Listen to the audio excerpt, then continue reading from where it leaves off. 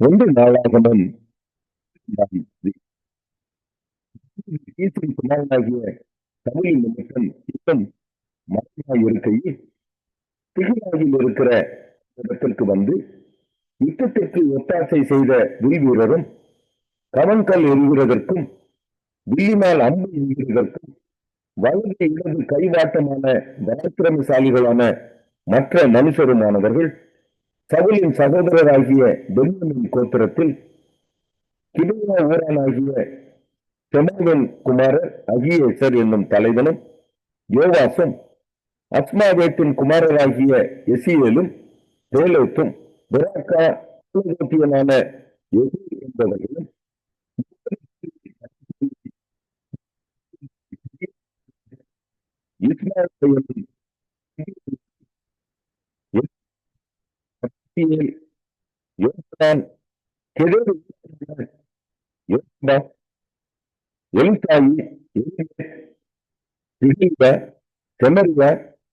அருக்கியனான செப்பத்தியா, Elkanah, யோசியா, அசாரியல், யோபேசர், யசோபயாம் என்னும் கோரோகியரும் யெகோவா சபதியா என்னும் எரோகாமின் குமாரர்களே, கருத்தையும் ஈட்டியும் பிடித்து சிங்க முகம் போன்ற முகமும் மலையில் இருக்கிற வெளிமான் வேகம் போன்ற வேகமுள்ளவர்களாயிருந்து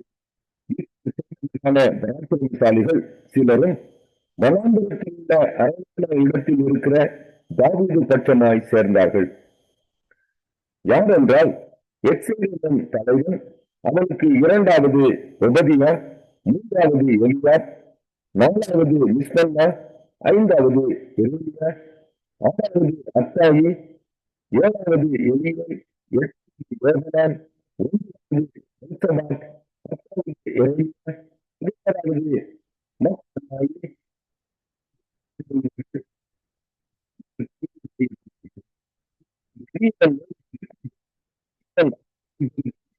காரராயிருந்தார்கள். யோர்தான் கரை திறந்து சொல்லியிருக்கிற முதலாம் மாதத்தில் அதை கடந்து கிழக்கையும் மேற்கையும் பள்ளத்தாக்குகளில் இருக்கிற யாவரையும் துரத்தி விட்டவர்கள் இவர்களே. இன்னும் புத்திரரையும் சிலர் அழகான ஸ்தலத்தில் இருக்கிற தாவீதினிடத்தில் வந்தார்கள்.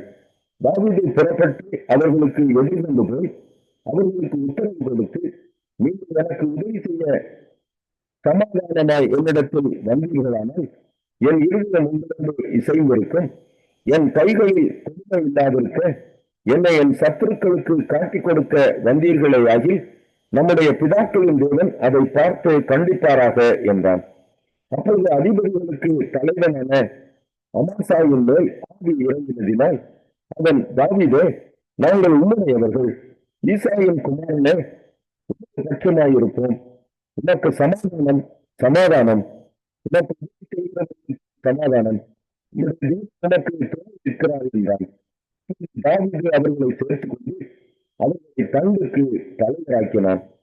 சவுலின் மேல் யுத்தம் பண்ண போகிற பெலிஸ்தருடனே கூட தாவீது வருகிற போது மனாசேயிலும் சிலர் அவன் பட்சமாய் சேர்ந்தார்கள்.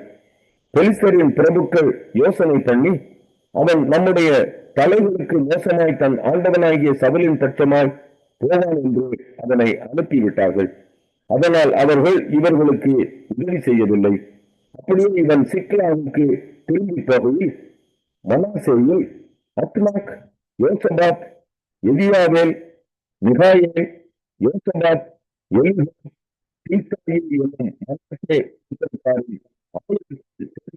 அவன் பட்சமாய் வந்தார்கள். அந்த தண்டுக்கு விரோதமாய் இவர்கள் தாவீதுக்கு உதவி செய்தார்கள். இவர்கள் எல்லாரும் பராக்கிரமசாலிகளும் ராணுவத்தில் சேர்வைக்காரருமாய் இருந்தார்கள். அக்காலத்திலே நாளுக்கு நாள் தாவீதுக்கு உதவி செய்யும் மனுஷர் அவனிடத்தில் வந்து சேர்ந்தபடியாய் அவர்கள் தேவ சேனையைப் போல மகா சேனையானார்கள். கர்த்தருடைய வாக்கின்படியே சவுலின் ராஜ்யபாரத்தை தாவீதினிடமாய் திருப்ப எப்ரோனில் இருக்கிற அவனிடத்துக்கு வந்த யுத்த சன்னத்தாரான தலைவரின் இலக்கமாவன, யூதா புத்திரரில் பரிசையும் ஈட்டியும் பிடித்து யுத்த சன்னத்தாரானவர்கள் 1800 பேர், சிம்மை புத்திரரில் யுத்த வீரர் 7,300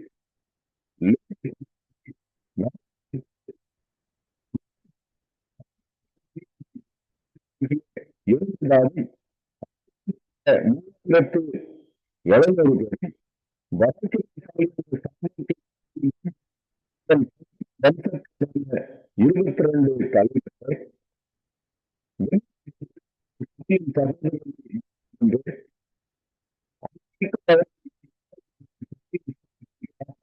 பார்த்தார்கள்.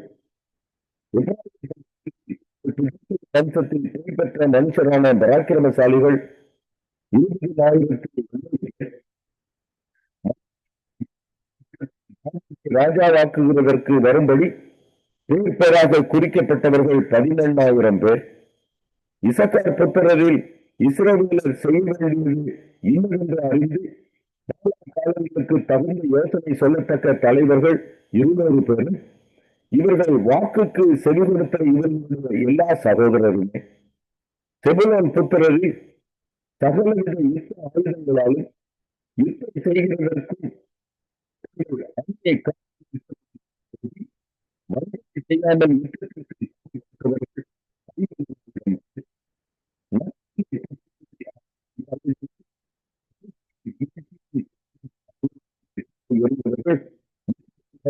பேர் அவர்கள்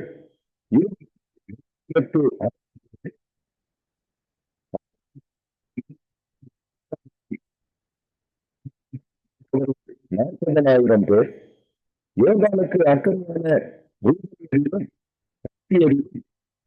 மனத்தையில் சகோதர 50,000 பேர் மனுஷர் எல்லாரும் வைக்கப்பட்டவர்களாக வந்தார்கள். இஸ்ரவேலில் மற்ற யாவரும் தாவீதை ராஜாவாக்குகிறதற்கு உட்படப்பட்டிருந்தார்கள். அவர்கள் அங்கே தாவீதோட கூட 3 நாள் இருந்து தங்கினார்கள். அவர்களுக்காக சகலத்தையும் ஆயத்தம் பண்ணியிருந்தார்கள். இசக்கார், செபுலோன், நப்தலியின் எல்லை மட்டும் அவர்களுக்கு சமீபமாக இருந்தவர்களும்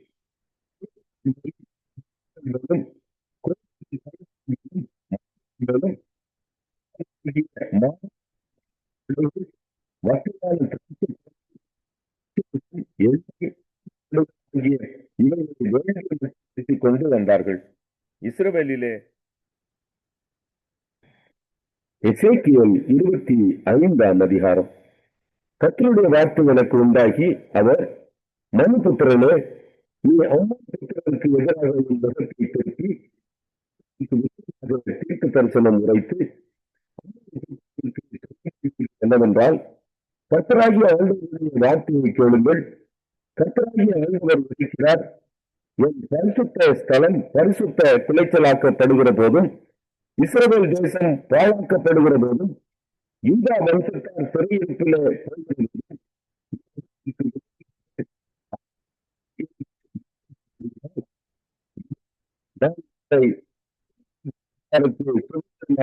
கொடுப்பேன்.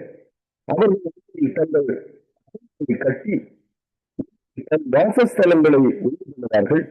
அவர்கள் கல்வியை புசித்து ஒரு பாலை குடிப்பார்கள். நான் ரப்பாவை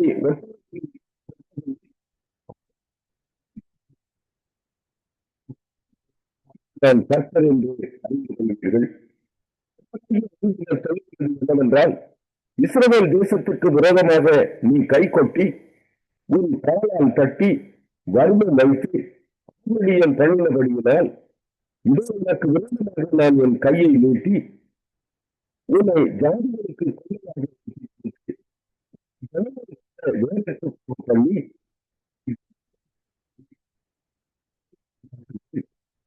நான் கர்த்தர் என்று அறிவித்தாய்.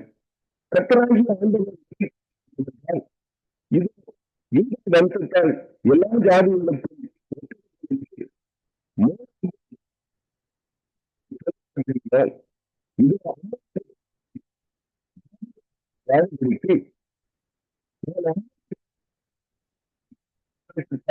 திறந்து வைத்து வல்லமாக நான் மேலும் அதில் கடையாந்திர வீட்டாகிய பட்டணங்கள் முதற் கொண்டுள்ள தேசத்தில் அரங்காகிய வெஸ்ட் எஸ்டிமேட்டையும்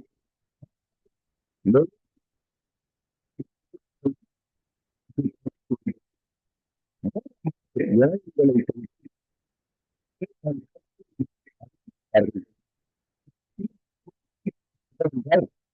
யூதா வம்சத்தாரிடத்தில் குரோதம் தாங்கி பெரிய குற்றம் செய்தபடியினால் கர்த்தராகி ஆண்டவர் சொல்லுகிறார், நான் ஏதோம் தேசத்துக்கு விரோதமாக என் கையை நீட்டி அதை மனுஷரையும் மிருகங்களையும் ராணிகளுக்கு சங்காரம் பண்ணி அதை தேமான் துவக்கி தேவான் நட்டு வனாந்தரமாக்குவேன் இருந்தார்கள்.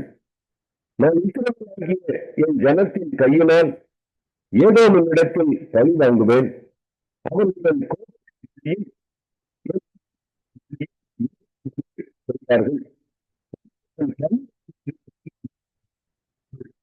கர்த்தராகிய ஆண்டவர் சொல்லுகிறார். கர்த்தராகிய ஆண்டவர் என்னவென்றால்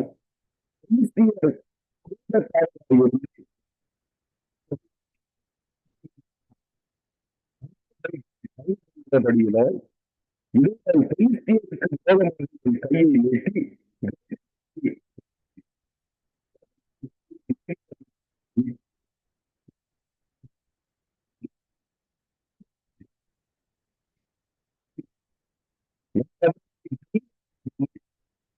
கர்த்தர் என்று அறிந்து கொள்வார்கள் என்று லூக்கா 22ஆம் அதிகாரம். பஸ்கா எண்ணப்பட்ட புளிப்பில்லாத அப்ப பண்டிகை சமீபமாய் அப்பொழுது பிரதான ஆசாரியரும் வேதபாரகரும் அவரை கொலை செய்யும்படி தேடினார்கள். அப்பொழுது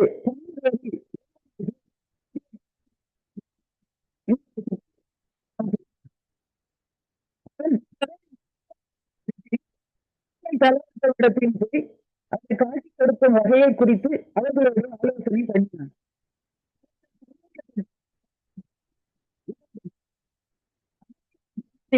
ஜனக்கூட்டம் இல்லாத வகையில் அவர்களுக்கு காட்சி கொடுக்கும்படி பேசினார்.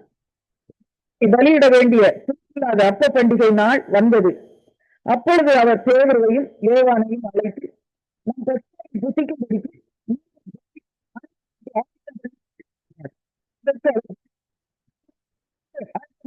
சித்தமாய் இருக்கிறீர் என்று கேட்டார்கள். அதற்கு அவர், நீங்கள் நகரத்தில் பிரவேசிக்கும் போது தண்ணீர் குடம் சுமந்து வருகிற ஒரு மனுஷன் உங்களுக்கு எதிர்படுவான். இந்த வீட்டெஜமானை நோக்கி, நான் என் சீஷரோடு கூட பஸ்காவை புசிக்கிறதற்கு தகுதியான இடம் இல்லை என்று பேச சொன்னார் என்று சொல்லுங்கள். அவன் அறையை காண்பித்தான். அங்கே ஆயத்த மனிதர்கள் சொல்லி அனுப்பினார்.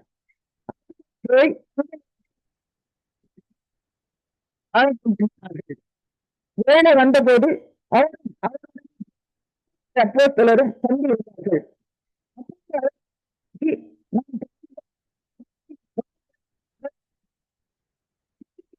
ஆசையா இருந்தேன். தேவனுடைய ராஜ்யத்திலே இது நிறைவேறும்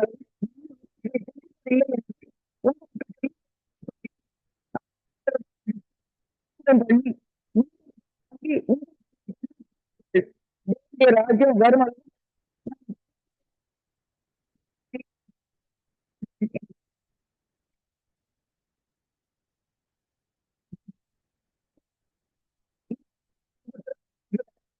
சரீரமாக இருக்கிறது, இதை செய்யுங்கள் என்றார்.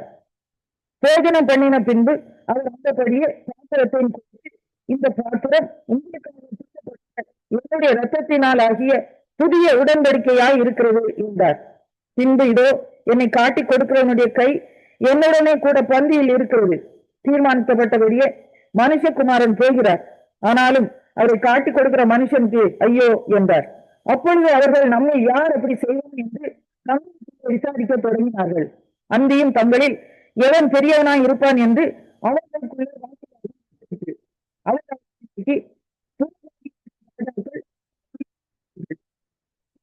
செலுத்துகிறது.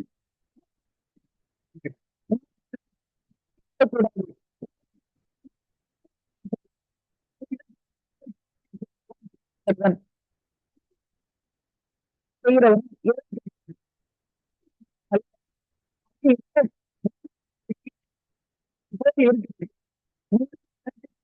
சோதனைகளில் என்னோட கூட நிலை பெறுந்தவர்கள் ராஜ்யத்தை ஏற்படுத்தினது போல நானும் உங்களுக்கு ஏற்படுத்துகிறேன். நீங்கள் என் ராஜ்யத்திலே என் பந்தியில் போஜன பானம் பண்ணி இஸ்ரவேலின் 12 கோத்திரங்களையும் நியாயம் தீர்க்கிறவர்களாய் சிங்காசனங்களின் மேல் உட்கார்வீர்கள் என்றார். பின்னும் கர்த்தர், சிமோனே சிமோனே, இதோ கோதுமை சூழலினால் புடைக்கிறது போல சாத்தான் உங்களை புடைக்கிறதற்கு உத்தரவு கேட்டுக் கொண்டான். நானோ ஒரு விசுவாசம் ஒளிந்து போவதற்கு உனக்காக வேண்டிக் கொண்டேன். பின்பு உன் சகோதரரை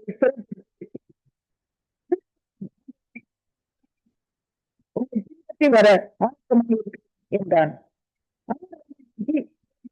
இன்றைக்கு சேவல் கூவுகிறதற்கு முன்னே நீ என்னை அறிவிக்கிறதை வந்து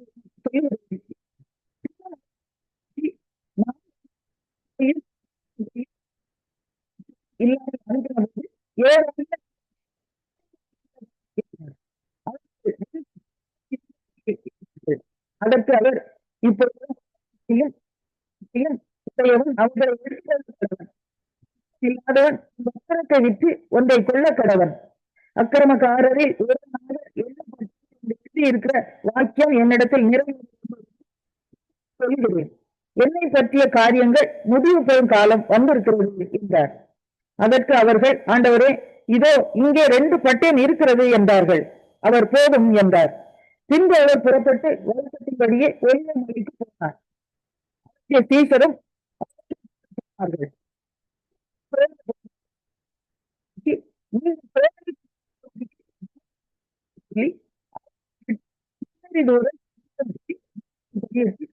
இதாக உனக்கு சித்தமான இந்த செய்யும். சித்தத்தின்படி அல்ல, உங்களுடைய சித்தத்தின்படியே ஆக கடவுது என்று ஜெபம் பண்ணினார். அவரை பயன்படுத்தினார். அவர் மிகவும் வியாகுலப்பட்டு அதிக ஊக்கத்தோட ஜெபம் பண்ணினார். அவருடைய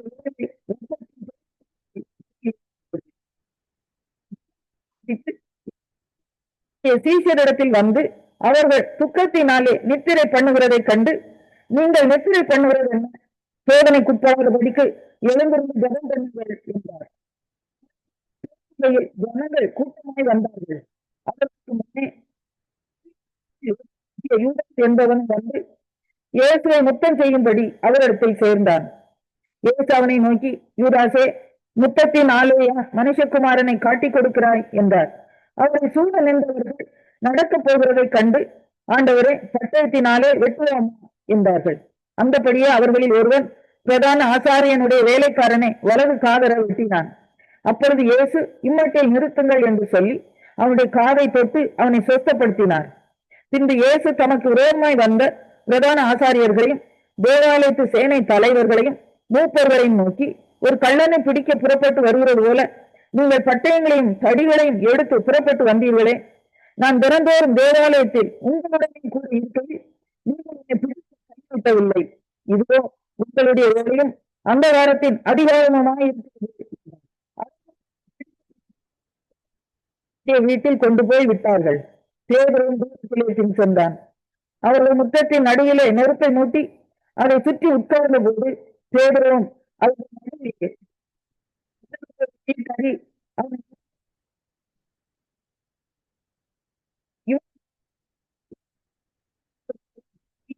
அறியேன் என்று மறுதளித்தான். சற்று நேரத்துக்கு பின்பு வேறொருவன் அவனை கண்டு, நீயும் அவர்களில் ஒருவன் என்றான். அதற்கு பேதுரு, மனுஷனே, நான் அல்ல என்றான்.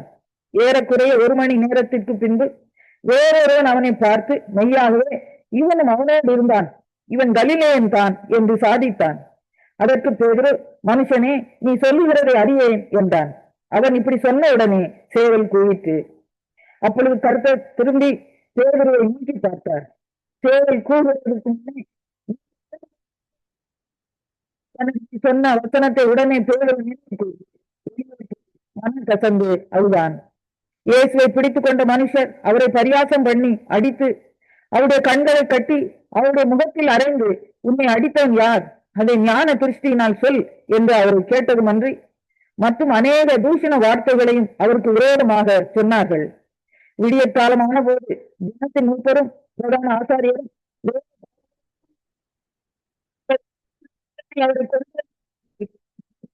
அதை உங்களுக்கு சொல் என்றார்கள். அதற்கு அவர், நான் உங்களுக்கு சொன்னாலும் நம்ப மாட்டீர்கள், நான் உங்களிடத்தில் வினவினாலும் எனக்கு மாறுத்தரம் சொல்ல மாட்டீர்கள், என்னை விடுதலை பண்ணவும் மாட்டீர்கள்.